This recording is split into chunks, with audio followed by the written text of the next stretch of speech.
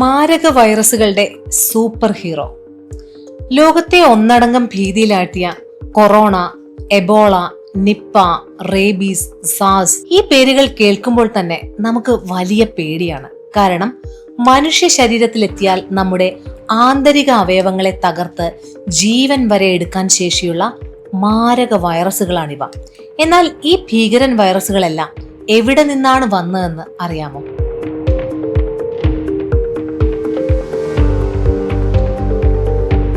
ശാസ്ത്രീയ പഠനങ്ങൾ വ്യക്തമാക്കുന്നത് ഇവയുടെയെല്ലാം പ്രധാന പ്രഭവ കേന്ദ്രം വവ്വാലുകളാണ് എന്നാണ്.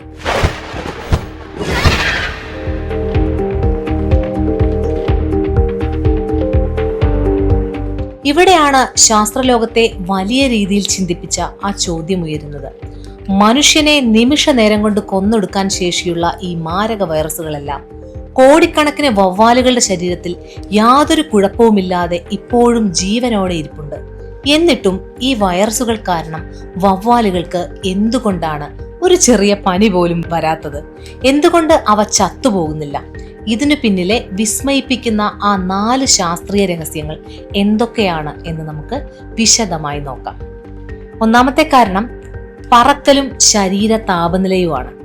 വവ്വാലുകൾ വെറും പക്ഷികളല്ല, അവ പറക്കാൻ കഴിയുന്ന ലോകത്തിലെ ഒരേയൊരു സസ്തനി അഥവാ പ്രസവിച്ച് മുലയൂട്ടുന്ന ഒരു ജീവിയാണ്. പക്ഷികളെ പോലെ അസ്ഥികൾക്കുള്ളിൽ വായു അറകളില്ലാത്തതുകൊണ്ട് വവ്വാലുകൾക്ക് പറക്കണമെങ്കിൽ ശരീരത്തിന് വൻതോതിൽ ഊർജം ആവശ്യമാണ്. അവ പറക്കുമ്പോൾ അവയുടെ ശരീരത്തിലെ ഉപാപചയ നിരക്ക് സാധാരണയേക്കാൾ 15 മടങ്ങ് വരെയാണ് വർദ്ധിക്കുന്നത്. ഇതിന്റെ ഫലമായി വവ്വാലിന്റെ ആന്തരിക ശരീര താപനില 40 ഡിഗ്രി സെൽഷ്യസ്, അതായത് 104 ഡിഗ്രി ഫാരൻഹീറ്റ് അതുവരെ ഉയരാറുണ്ട്. മനുഷ്യരായ നമുക്ക് പനി വരുമ്പോൾ ശരീരം ചൂടാകുന്നത് എന്തിനാണെന്ന് ആലോചിച്ചിട്ടുണ്ടോ? നമ്മുടെ പ്രതിരോധ സംവിധാനം പുറത്തുനിന്ന് വരുന്ന വൈറസുകളെ ചൂടാക്കി കൊന്നൊടുക്കാൻ വേണ്ടി ശരീരം ബോധപൂർവം ചൂടാക്കുന്നതാണ്. എന്നാൽ വവ്വാലുകൾ ദിവസവും ഇര തേടാൻ വേണ്ടി പറക്കുമ്പോൾ അവയുടെ ശരീരം സ്വാഭാവികമായി തന്നെ ഈ ഉയർന്ന പനിയുടെ താപനിലയിലെത്തും. ഈ അതിശക്തമായ ചൂടിൽ വവ്വാലിന്റെ ശരീരത്തിലുള്ള വൈറസുകൾക്ക് വംശവർദ്ധനവ് നടത്താൻ കഴിയില്ല. അതുകൊണ്ട് തന്നെ വൈറസുകൾക്ക് അവയുടെ അവയവങ്ങളെ ദോഷകരമായി ബാധിക്കാൻ സാധിക്കാറില്ല. രണ്ടാമത്തെ കാരണം എന്താണെന്നാൽ നിയന്ത്രിക്കപ്പെട്ട പ്രതിരോധ സംവിധാനമാണ്. മനുഷ്യ ശരീരത്തിൽ ഒരു വൈറസ് കയറിയാൽ നമ്മുടെ ഇമ്മ്യൂൺ സിസ്റ്റം അഥവാ പ്രതിരോധ സംവിധാനം ആ വൈറസിനോട് അതിശക്തമായി പോരാടാൻ തുടങ്ങും. ഈ പോരാട്ടത്തിന്റെ ഭാഗമായി ശരീരത്തിൽ വലിയ വീക്കമുണ്ടാകുന്നു. പലപ്പോഴും വൈറസ് നേരിട്ട് നമ്മുടെ കോശങ്ങളെ കൊല്ലുന്നതിനേക്കാൾ നമ്മുടെ തന്നെ പ്രതിരോധ സംവിധാനത്തിന്റെ ഈ അമിതമായ പ്രതികരണം കാരണമാണ് മനുഷ്യൻ മരണപ്പെടുന്നത്. കൊറോണ ബാധിച്ചവരിൽ ശ്വാസകോശം തകരാറിലായത് ഇങ്ങനെയാണ്. എന്നാൽ വവ്വാലുകളുടെ ശരീരത്തിൽ സ്ലിംഗ് എന്ന് പറയുന്ന ഒരു പ്രത്യേക ജീനുണ്ട്. കോടിക്കണക്കിന് വർഷത്തെ പരിണാമ പ്രക്രിയയിലൂടെ ജീനിന് വവ്വാലുകളിൽ ഒരു വ്യതിയാനം സംഭവിച്ചു. ഇത് കാരണം എത്ര മാരകമായ വൈറസ് ശരീരത്തിൽ കയറിയാലും വവ്വാലിന്റെ പ്രതിരോധ സംവിധാനം അമിതമായി പരിഭ്രാന്തരാവുകയോ പ്രതികരിക്കുകയോ ഇല്ല. അത് വൈറസിനെ പൂർണ്ണമായും കൊന്നൊടുക്കാൻ പോവുകയുമില്ല. എന്നാൽ സ്വന്തം ശരീരത്തെ നശിപ്പിക്കാൻ അനുവദിക്കുകയുമില്ല. ഒരു തരത്തിൽ പറഞ്ഞാൽ വവ്വാലുകൾ വൈറസുകളുമായി ഒരു സമാധാന കരാറിൽ ഏർപ്പെട്ടിരിക്കുകയാണ്. നീ എന്റെ ശരീരത്തിൽ ജീവിച്ചോളൂ, പക്ഷെ എന്നെ ഉപദ്രവിക്കരുത് എന്ന ഒരു ബയോളജിക്കൽ കരാർ. അടുത്ത കാരണം കോശങ്ങളുടെ തകരാറ് പരിഹരിക്കാനുള്ള ശേഷി വവ്വാലുകൾ പറക്കുമ്പോൾ ശരീരത്തിൽ വൻതോതിൽ ഊർജം ഉൽപ്പാദിപ്പിക്കപ്പെടുന്നുണ്ട്. അവയുടെ കോശങ്ങൾക്ക് പെട്ടെന്ന് കേടുപാടുകളും സംഭവിക്കാറുണ്ട്.